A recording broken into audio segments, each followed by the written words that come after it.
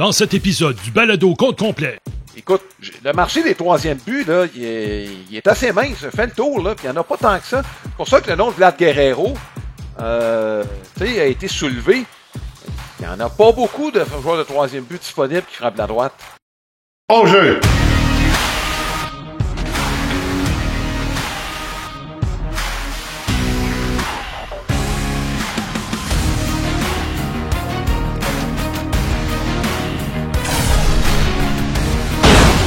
Deuxième prise! Compte complet! Le balado compte complet est présenté par Plan de match à Boucherville, votre centre d'entraînement et boutique de baseball avec cage de frappeur intérieur et lance-balles. Fier partenaire de votre passion.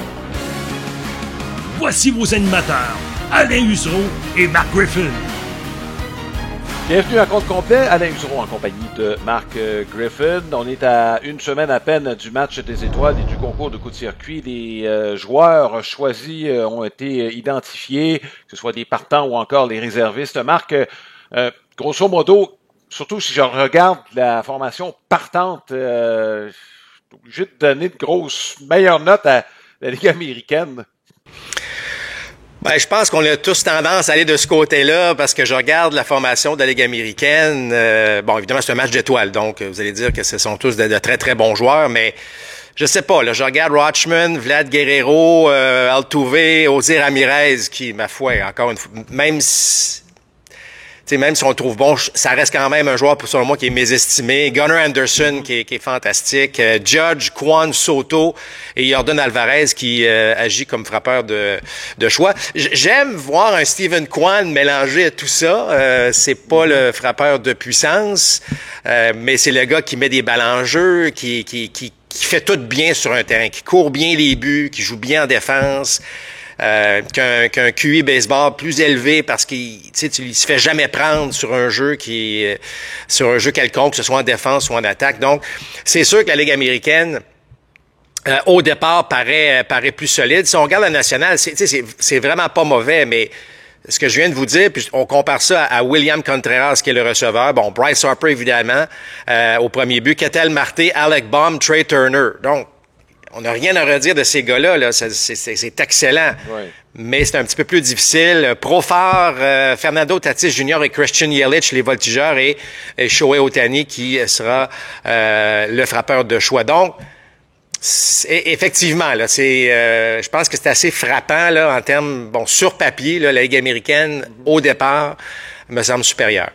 C'est ce que je pense. Position par position, j'ai jeté un petit coup d'œil, là, puis il y a peut-être Ohtani et Harper, je te dirais, qui ont qui auraient le dessus sur écoute, Alvarez et Guerrero. Puis Alvarez, parce qu'il n'y a pas il n'y a pas de mauvaise saison, mais Ohtani en a une supérieure. À part ces deux-là, l'américaine, je trouve, en tout cas, tu regardes les trois voltigeurs, à mon avis, ça se compare pas là, quand tu regardes ça comme il faut. Là. Si on y va position par position. Là. Mais oui, absolument. Je pense que tu as raison.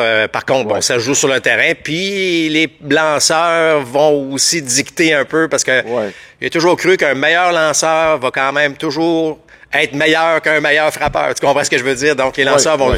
Un lanceur qui est en pleine possession de ses moyens va avoir l'avantage sur un bon frappeur, évidemment. Bon, on dit qu'il y a 32 joueurs qui en sont à leur première participation, mais je regarde le nombre de lanceurs, Marc, qui en sont à leur première participation. C'est plutôt impressionnant. Un passage du bâton là, qui est pas surprenant dans un certain sens. Le baseball a rajeuni, les lanceurs aussi.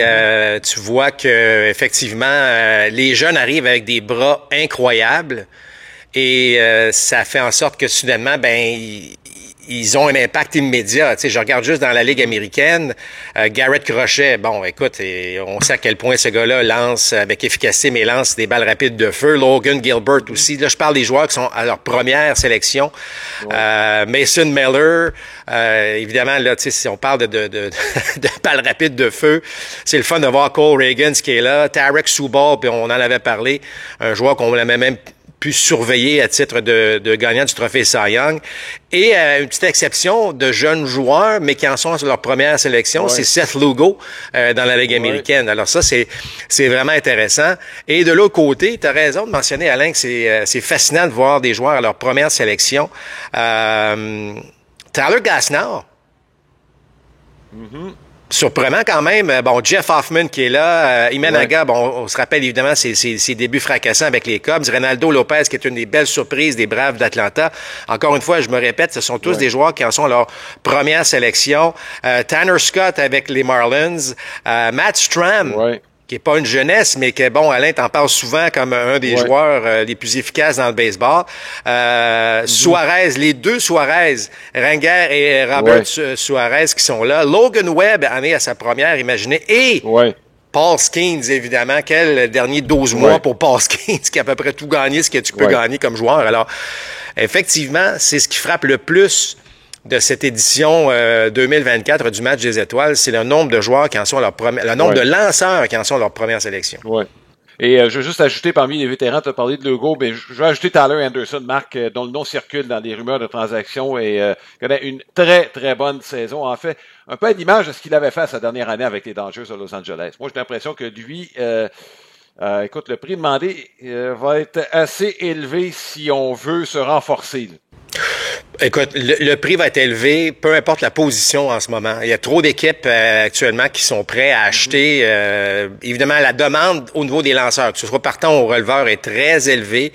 Les autres, c'est plus spécifique par équipe, mais lanceur partant qui vous donne des manches de qualité, Alain, ça court pas les rues présentement parmi les équipes qui en arrachent ou qui seront pas des séries. Donc, c'est sûr qu'Anderson est en haut de la liste de bien des équipes actuellement, là. Ah oui, je suis tout à fait d'accord avec toi là-dessus, Marc.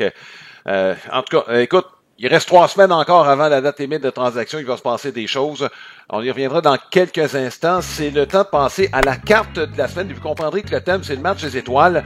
Bon, ce match des étoiles, la première édition, c'était, imagine-toi, en 1933. Moi, ça m'étonne qu'il n'y en ait pas eu avant de ce match des étoiles. Si tu me demandes bien franchement, là, je suis un petit peu surpris. Mais regarde, c'est une tradition qui a évolué. La carte de baseball de la semaine, qui est une présentation de cartredudon.ca, c'est votre détaillant de cartes sportives et non sportives. Plus de 14 000 articles en vente sur eBay. On s'est arrêté sur Lefty Gomez. Qui est Lefty Gomez? C'était un lanceur vedette des Yankees de New York dans les années 30, vous comprendrez. C'était le lanceur gagnant du premier match des étoiles dans l'histoire du baseball en 1933, où avait lieu ce match au Comiskey Park de Chicago. Pourquoi là? Parce que c'était à l'initiative d'un journaliste d'un journal de Chicago. C'est tout simplement pour ça que le match avait eu lieu à cet endroit. Donc la carte de Lefty Gomez de la série DeLong Gum R333, probablement pour l'année. C'est la carte numéro 14. Il n'y avait pas beaucoup d'informations derrière la carte, sinon quelques instructions là, sur comment lancer une balle et tout ça. C'était pas très très gros, là, 5 cm par 8 à peu près cette carte-là. Et ce qu'on voyait à l'endos, avant d'avoir d'autres informations, ça a pris du temps. C'est juste que c'est assez clair que la clientèle visée, c'était les jeunes à ce moment-là, tout simplement. Marc, tu te rappelles des cartes de baseball, de ce qu'on avait derrière, là? Bon, on avait des petits bonhommes avec la bulle, la gomme ballon qui allait avec. Donc, ça a évolué au fil du temps. La gomme ballon a disparu, mais pas les informations qui sont derrière.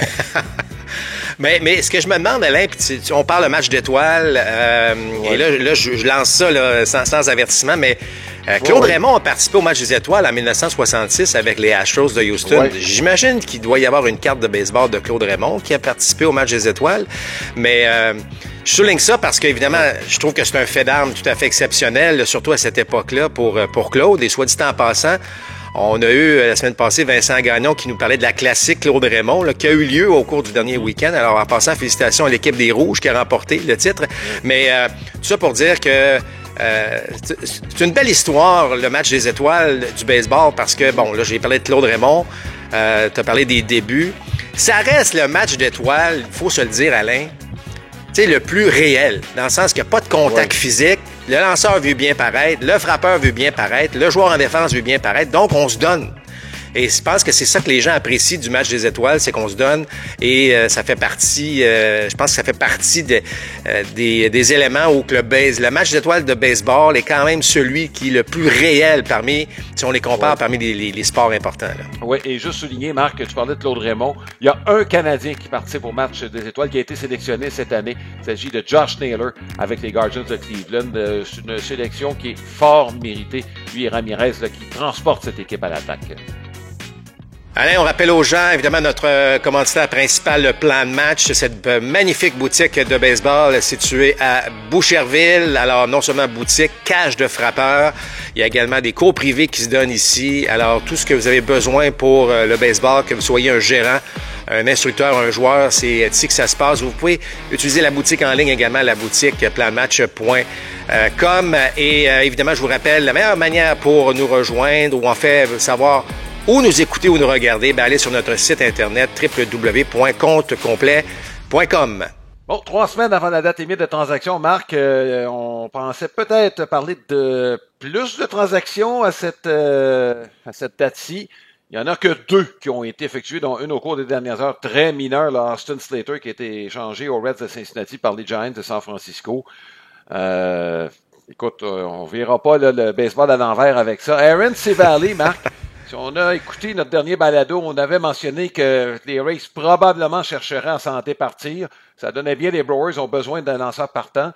Là aussi, du côté des Brewers, c'est qu'on cherche des lanceurs qui lancent des manches.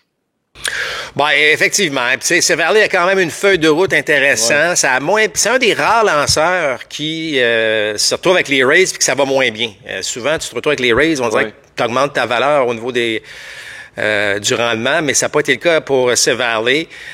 Vous donne des manches, tu l'as dit, c'est ce que les Brewers recherchaient. C'est pas, encore une fois, des transactions majeures. Et Alain, j'ai l'impression que plus on attend, plus ça va coûter cher, dépendamment des besoins de chacune des équipes.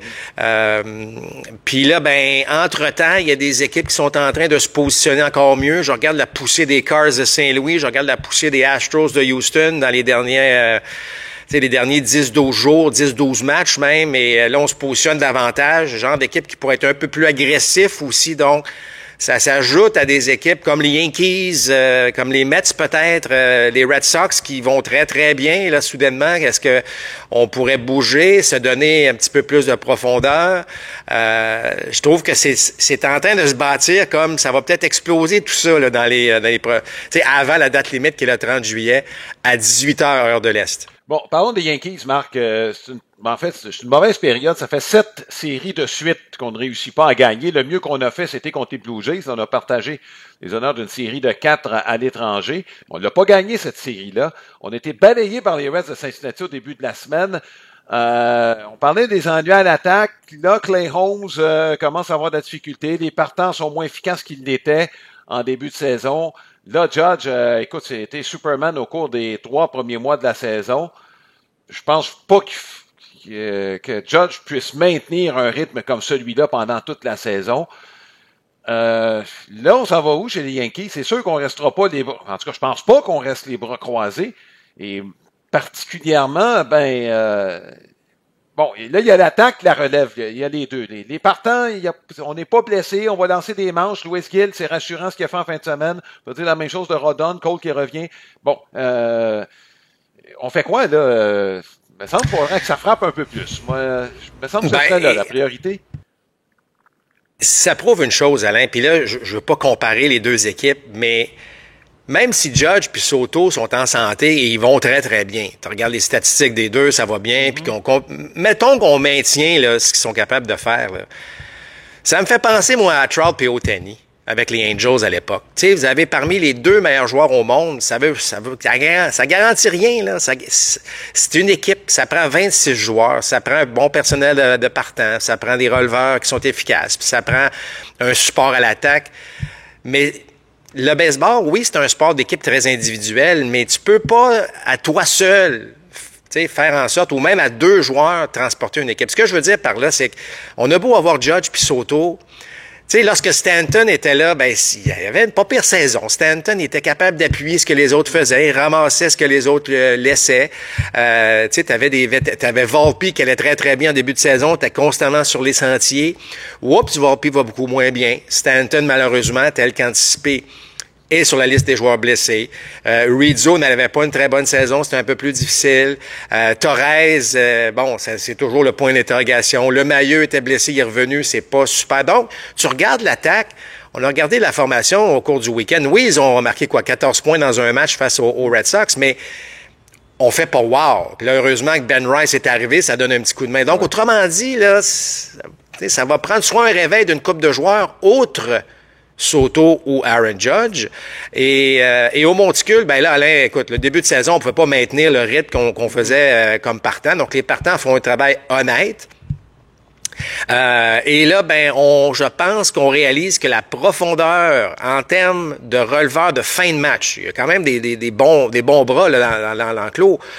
Mais en fin de match, si Clay Holmes connaît un petit peu le passage à vide qu'il connaît, oups, on se retrouve sans vraiment plan B ou C là, avec cette façon de faire là. Donc, tu sais, il y a plusieurs qui avaient placé les Yankees troisième dans la division, je parle en début de saison. Puis là, ils nous ont surpris en jouant du baseball fantastique au cours des 2 premiers mois. Là, on dirait que c'est en train de les rattraper. Là. C'est plus difficile. Donc, c'est la date limite qui s'en vient. Et là, Alain, le problème, tu l'as mentionné, c'est qu'on met les efforts où, là? Est-ce qu'on met les efforts pour aller chercher un autre releveur de fin de match? Est-ce qu'on met des efforts pour aller chercher, selon moi, un joueur de 3e but? Je pense que Ben Rice a peut-être réglé un petit problème, en tout cas certainement à court terme, au premier coussin en attendant le retour de Rizzo. Mais ça reste qu'il y a des failles là, présentement dans cette formation des Yankees et je pense que tout ça, les failles sont exposées actuellement dans le rendement de l'équipe au cours des dernières semaines. Là, il va falloir prioriser parce qu'on ne pourra pas faire 8 transactions là, à un moment donné. Là. Moi, j'ai l'impression que c'est à l'attaque qu'on a besoin d'aide. Les partenaires, comme je le mentionnais, Gill, son dernier départ, c'était dimanche, c'était très bon contre les Red Sox de Boston. Rodon, intense, mais lui, évidemment, c'est son passé de blessure là, qui fait en sorte qu'il y a une certaine inquiétude. Cole, ça va prendre un peu de temps, j'ai l'impression, Marc. Son match contre les Red Sox dimanche, les Yankees ont gagné 14-4, mais ce que j'ai vu, c'est un Cole qui était lent. J'ai trouvé qu'il n'y avait pas de rythme. Puis d'ailleurs, il n'a pas lancé 5 manches. C'est pas lui qui est impliqué dans la décision dans ce match. Donc, tu comprends? Mais les Yankees, il faut que ça frappe. C'est pas compliqué, là. C'est une équipe traditionnellement qui est bâtie pour frapper. Puis il y a des positions où, présentement, on n'en a pas de production. Verdugo, ça a baissé, on n'en parle pas beaucoup, mais Verdugo ne produit pas à la hauteur des attentes, assurément pas. Puis si on est capable d'avoir un joueur de 3e but, préférablement droitier, je te dirais, c'est pour ça que Ryan McMahon, c'est bien beau, mais là, tu ajoutes un autre gaucher. C'est pour ça, écoute, le marché des 3e buts, là, il est assez mince, fait le tour, là, puis il n'y en a pas tant que ça. C'est pour ça que le nom de Vlad Guerrero, a été soulevé. Il n'y en a pas beaucoup de joueurs de 3e but disponibles qui frappent la droite. Non, c'est pour ça là, que c'est pas évident là, chez les Yankees. De prioriser. T'as raison, moi je pense que c'est à l'attaque, mais tu sais, un peu comme les équipes qui sous-performent, là, c'est que les attentes sur Verdugo étaient plus élevées, tu l'as dit. Le rendement de Volpe, moi je crois beaucoup en ce joueur-là, là, mais le rendement de Volpe est trop en dents de scie présentement. Là, donc ça devient difficile. Les passages à vide sont très longs. Lorsqu'il va bien, il va très très bien, mais lorsqu'il tombe dans un passage à vide, tu as l'impression ça va être difficile de s'en sortir. Donc, ça prend un petit peu plus de constance et c'est là qu'on a besoin chez les Yankees parce que Judge puis Soto vont vous donner un rendement constant, mais je me répète, si c'est juste ces 2 gars-là qui vont bien, ça pourra pas marcher. Là. Et alors, ça prend l'appui des autres. Les autres équipes vont dire, écoute, on lancera rien de bon à ces 2 gars-là, puis on va courir le risque pour les 7 autres. Là. Donc, les Yankees ont du travail à faire. Ils se sont donné un très beau coussin. Alors, on peut se permettre, entre guillemets, là, d'avoir ce passage à vide, mais là, avec la date limite des transactions, la pause du match des étoiles, là, il serait temps qu'on trouve le moyen de se mettre en marche parce que il y a seulement 3 défaites qui séparent les Yankees aux Red Sox. Là. Alors, tu sais, ça va se resserrer. Les Astros, Alain, pourraient créer quelque chose d'intéressant et se faufiler dans la course parmi les équipes repêchées. Ça prendrait juste une autre équipe qui, soudainement, va bien, puis que là, ça va créer, en tout cas, peut-être un classement des équipes repêchées pas mal plus serré qu'anticipé. Puis je pense pas que les Orioles s'en vont vers le bas, là, dans le sens que j'ai l'impression que Baltimore va continuer de bien jouer et peut-être même s'améliorer, surtout si eux aussi vont chercher éventuellement un lanceur partant. Donc, c'est pour ça que ça rend ce fameux mois de juillet, pas mal de fun à surveiller, là, étant donné les besoins de nombreuses équipes. Bon, Marc, chez les Blue Jays de Toronto, il y a 6 joueurs qui deviennent joueurs autonomes à la fin de l'année. Compte tenu de la situation, on pense que ça va bouger. Bichette Guerrero, on en a parlé amplement. Les 6 joueurs autonomes, on va commencer par les 3 lanceurs. Garcia, Richards, Kikuchi. Écoute, dans le cas de Garcia, il y a un doute quant à son bras sur la liste des joueurs blessés. Moi, j'ai l'impression que Trevor Richards, je pense pas qu'on ait grand-chose pour lui, mais j'ai l'impression que la demande pourrait être élevée. Et Kikuchi, c'est un lanceur partant. Donc, je ne sais pas comment tu vois les choses, là, mais je pense que Richards, je serais surpris que Richards soit encore avec les Blue Jays au mois d'août. Ouais, ben c'est sûr qu'en venant joueur autonome, là, évidemment, si on va avoir quelque chose pour ces joueurs-là, aussi peu soit-il, ben c'est maintenant qu'il va falloir les échanger. Sinon, ben on va les perdre sur le marché, à moins qu'on a des plans pour Kikuchi chez les Blue Jays. On verra bien, là, mais ce sont tous des joueurs. Garcia va revenir, mais effectivement, le fait que là, présentement, ça fonctionne moins bien, en fait qu'il est blessé, on verra ce que ça va donner. Mais oui, tous les joueurs, tous les lanceurs, Alain, qui deviennent joueurs autonomes sont sur une liste présentement. Ça, c'est évident parce que c'est les gars qui vont coûter un peu moins cher. Tu sais, tu veux transiger pour Garrett Crochet, vas-y, mais là, ça va te coûter un bras et une jambe. Mais si tu veux transiger pour un Kikuchi, pour un gaucher qui lance aussi des balles rapides à 96-17 000 à l'heure, là, t'as peut-être, tu sais, si c'est un emprunt, entre guillemets, là, là, à ce moment-là, c'est des joueurs qui deviennent intéressants. Donc, tous ces joueurs-là, tu as parlé des 6 des Blue Jays. Tu viens de parler des lanceurs. Les autres sont quoi? Kiermaier, Justin Turner et Danny Jansen. Bon. Alors, tu sais, probablement que Kiermaier, je ne sais pas quelle est la demande pour lui. Turner, probablement pas très élevé, mais le fait qu'il est un vétéran qui a gagné, peut-être. Ouais. Et je pense que les Blue Jays ont des plans éventuellement pour Jansen. Mais si tu as des plans pour Jansen, t'es mieux de négocier rapidement parce que sinon, il va tester le marché puis tu risques de le perdre. Alors, les Blue Jays, là, c'est vraiment pas facile d'être dans leurs souliers présentement parce que le défi est énorme. Qu'est-ce qu'on fait, évidemment, avec Vlad et Bichette? On en a parlé beaucoup, mais là, on se positionne où? On n'a pas un réseau de filiales qui est garni, Alain. On a des lanceurs partants, mais qui sont vieillissants. On les a sous contrat. On est pris avec un George Springer. Est-ce que Springer, qui va d'ailleurs beaucoup mieux, est-ce que sa valeur vient d'augmenter soudainement avant la date limite des transactions? Mais la question, c'est qu'on s'en va où, là, tu sais, dans le sens que elle est pas facile à répondre, cette question-là, du côté des Blue Jays. Bon, écoute, c'est le temps de la question de la semaine. On en a discuté. C'est une présentation de Silmar Autoville. C'est votre détaillant pour les pneus de voiture et de camions classiques et antiques. On vous invite à consulter le www.silmar.ca. Quelle devrait être la priorité des Yankees de New York? Donc, un releveur, un partant ou encore de l'aide à l'attaque? Envoyez-nous vos commentaires à propos de cette question sur notre site internet complet balado.com ou encore sur notre page Facebook, facebook.com/compte complet balado. C'est le moment de notre segment Baseball Québec et aujourd'hui, on est très heureux de recevoir, c'est le président de la Classique Bob Bissonnette, un magnifique tournoi dans la région de Québec. Daniel Fleury qui est le président. Salut Daniel! Salut, ça va bien? Ben oui, ça va très bien, merci. Écoute, Daniel, je sais qu'on vient de passer la première étape du tournoi, qui était la classe A et le baseball féminin. Et là, la semaine prochaine, ben, ça va être la classe 2A. La classique Bob Bissonnette, c'est venu comment, Daniel? Comment on a décidé d'aller avec un des beaux tournois, d'ailleurs, au Québec? C'est venu comment, cette idée-là? Écoute, c'est venu de la COVID. Fait qu'on peut pas dire que ça aurait juste eu du négatif. En 2021, alors que Baseball Québec avait annoncé que les équipes devaient faire un seul tournoi, donc cet été-là, quelque part au mois de mars, là, au mois de février, ça avait un petit peu changé les plans de plusieurs. Donc, qu'est-ce qui s'est passé, c'est que quelques mois plus tard, maintenant, on avait la permission de faire plus de tournois. Donc, un deuxième tournoi dans l'été, il y en avait pas. Donc, les tournois étaient complets ou avaient été annulés. Donc, on a décidé d'aller de l'avant avec 10 équipes dans le 2A seulement. Donc, en 2021, la première édition, 10 équipes 2A. Puis maintenant, cette année, 68 équipes vont prendre part déjà à la classique, à la 4e édition. Oui, exactement. C'est magnifique parce qu'on utilise... Bon, d'ailleurs, vous utilisez le terrain des Capitales de Québec, donc le Stade Canac. À quel endroit exactement, là? Parce qu'il n'y a pas juste le Stade Canac où le tournoi se déroule, là.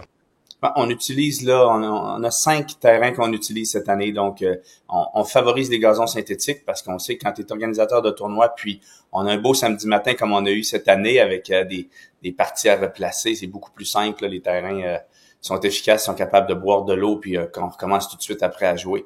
Fait que le parc Henri Cazot et le Stade Canac sont nos 2 terrains synthétiques.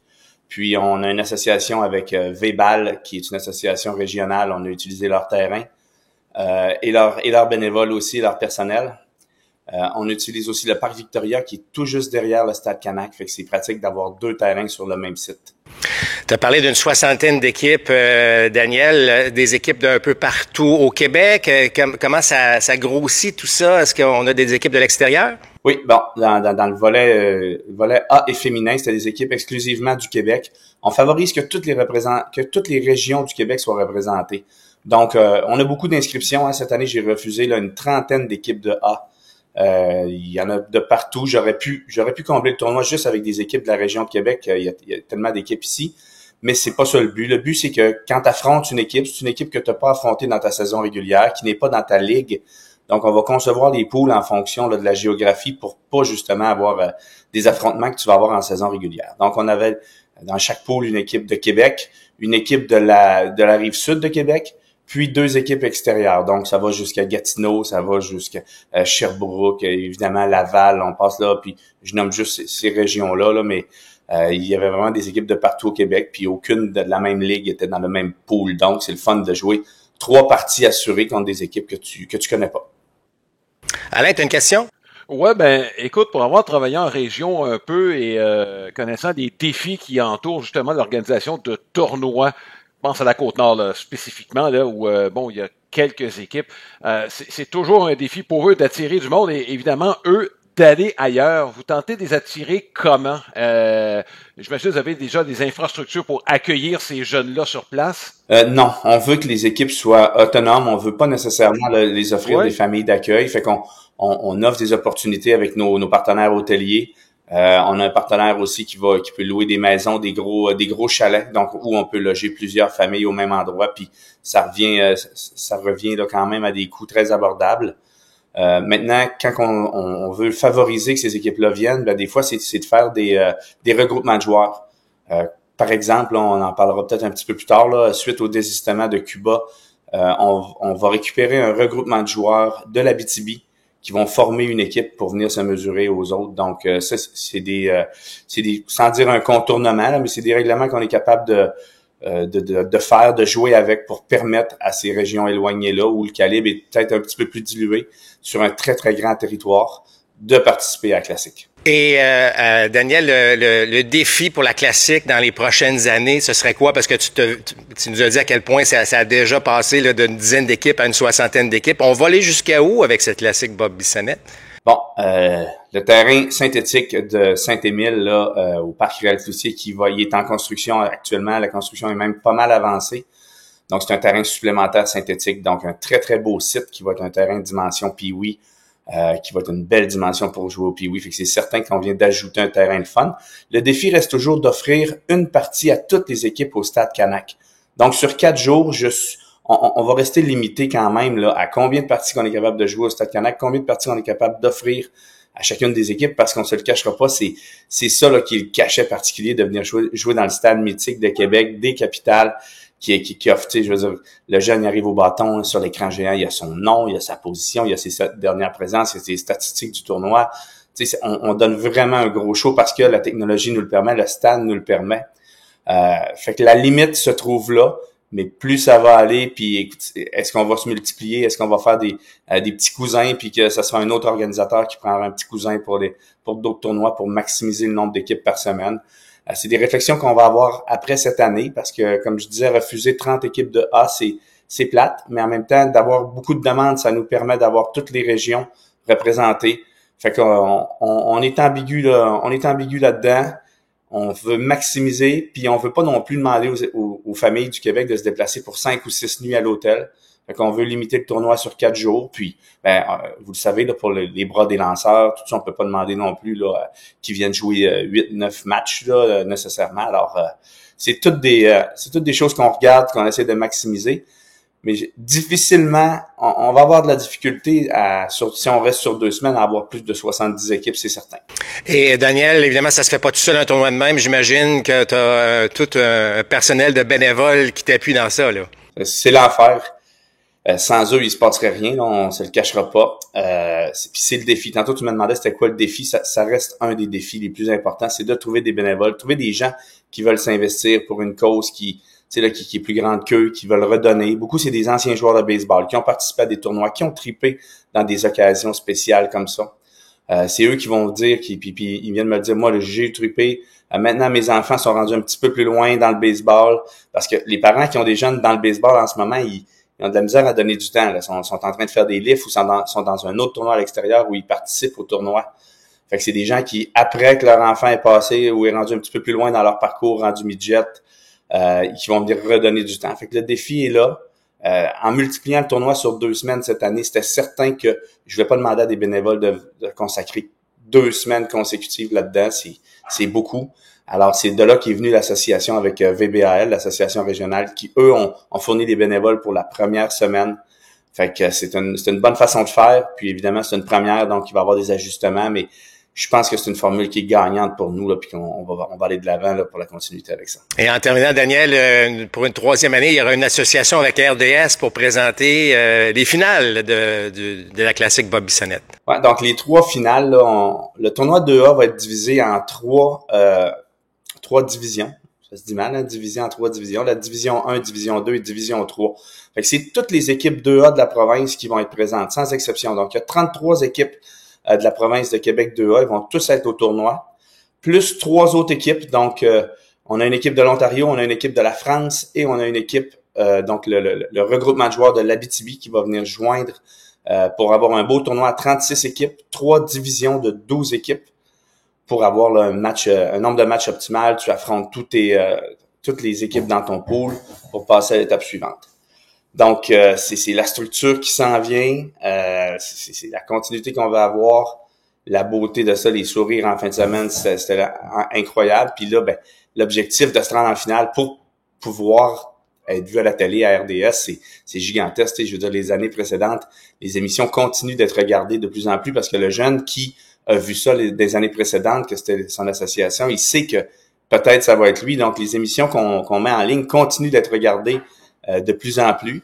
Fait que ça donne un petit plus, une grosse collaboration. Ça reste que c'est le seul événement de baseball mineur qui est présenté à Télé Nationale. Fait que pour nous, là, c'est une grande fierté de pouvoir présenter ça, d'être capable de générer assez de revenus, autant pour louer les installations exceptionnelles du Stade Canac, du Parc Cazot, que de faire venir une équipe de tournage. Tout ça, c'est gros, ça s'en vient encore plus gros, ça demande beaucoup de structure, fait qu'il faut qu'on continue dans cette veine-là, faut qu'on continue de procurer des expériences exceptionnelles parce qu'il y a plein de petits jeunes joueurs de baseball en fin de semaine qui vont peut-être jouer au baseball plus longtemps dans leur vie à cause de l'expérience qu'ils ont vécue.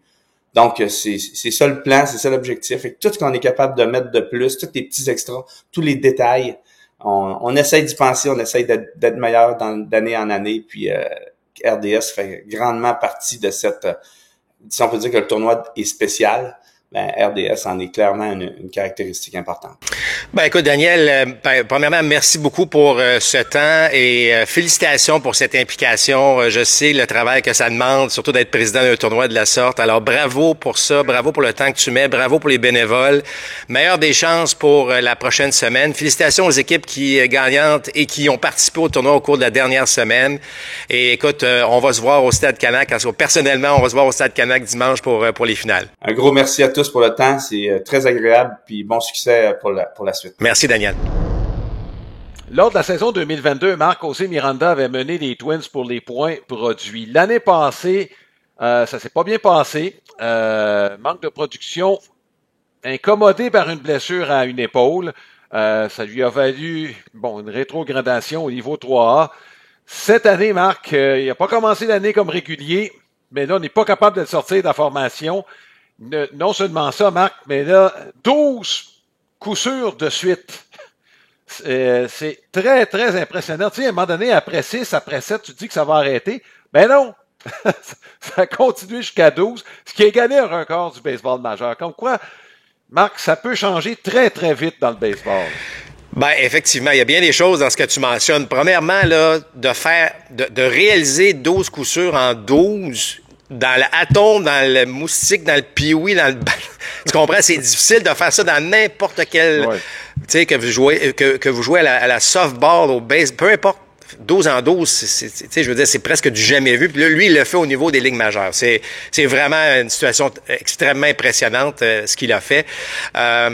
Mais, tu vois, Alain, il a goûté aux ligues majeures, puis là, soudainement, paf, tu sais, t'as parlé de blessures, puis t'as parlé de rendement, puis il est retourné au niveau 3A. Lorsque tu goûtes au baseball majeur, c'est difficile de retourner dans les ligues mineures, puis de reprendre, puis de retrouver. En fait, c'est extrêmement motivant de tenter de revenir dans le baseball majeur.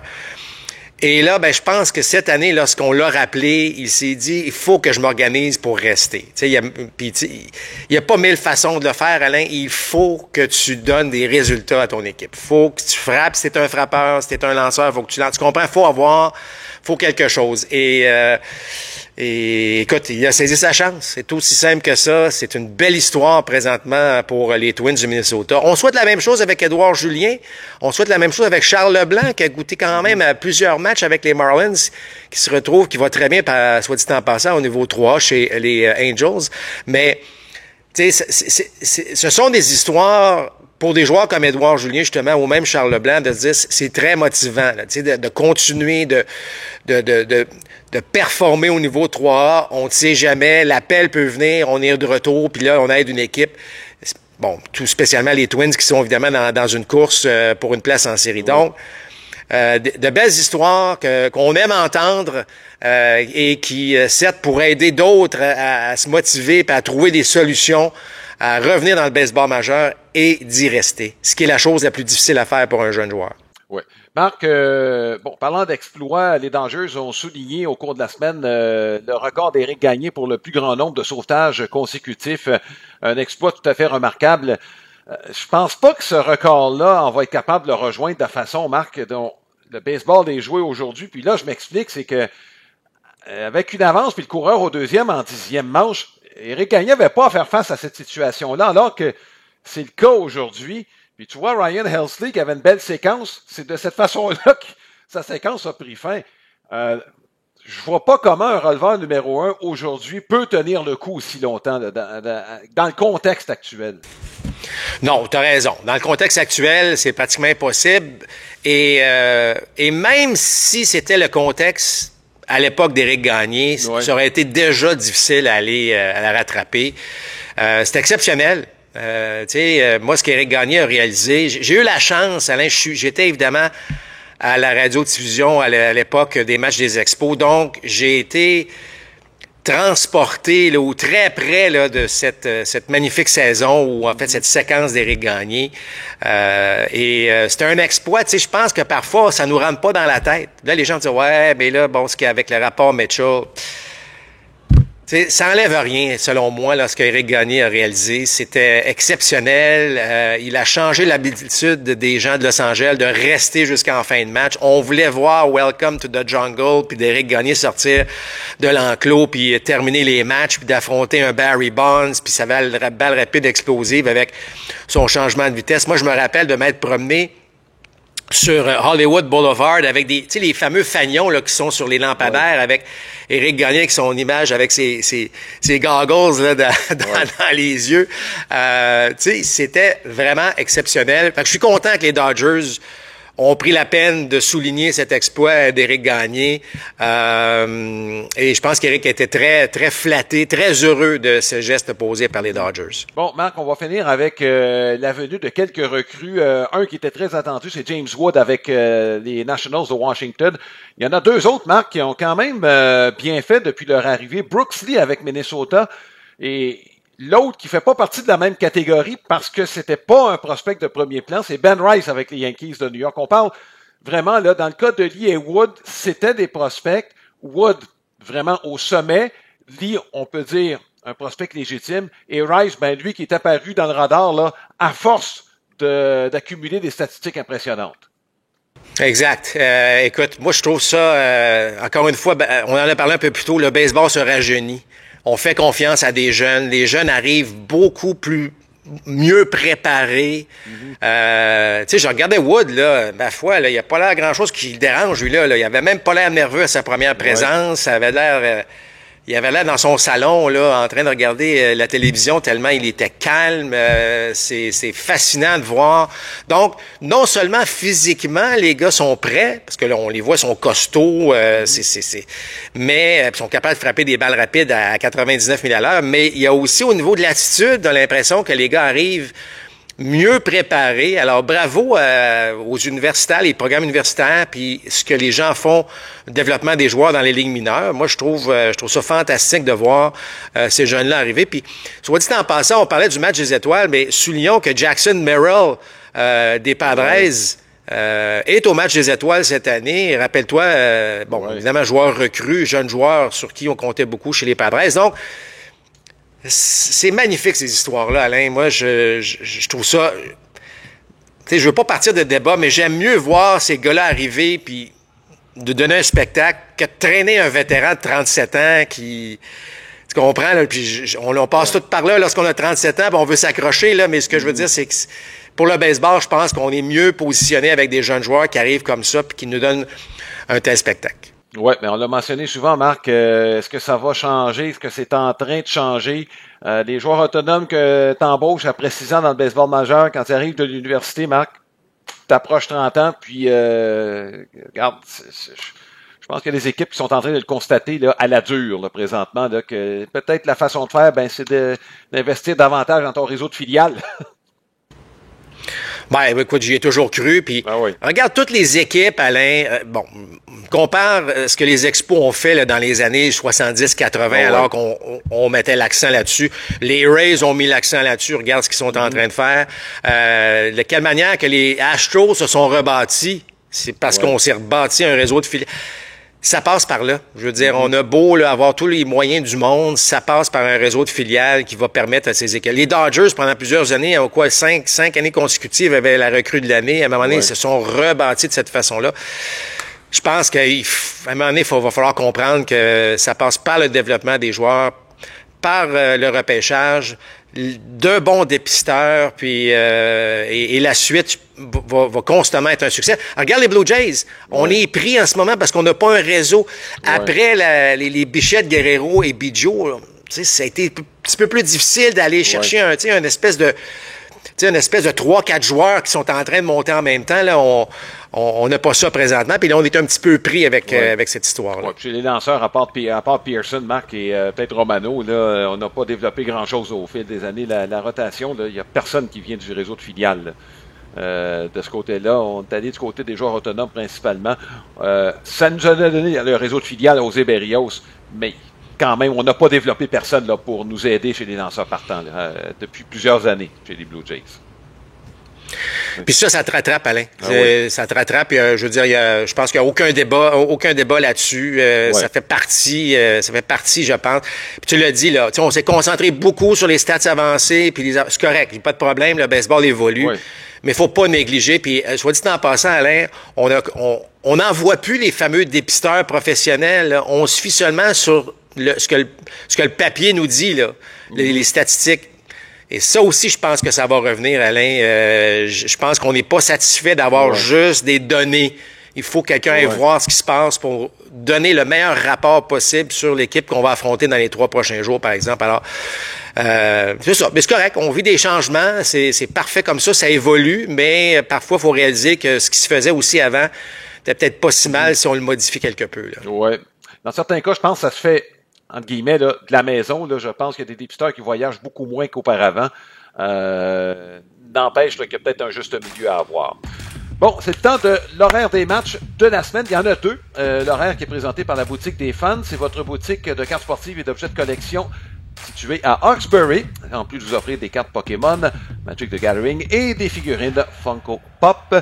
Je vous invite à consulter le site laboutiquedesfans.ca. 2 matchs. On verra les meneurs de la section centrale de l'Américaine.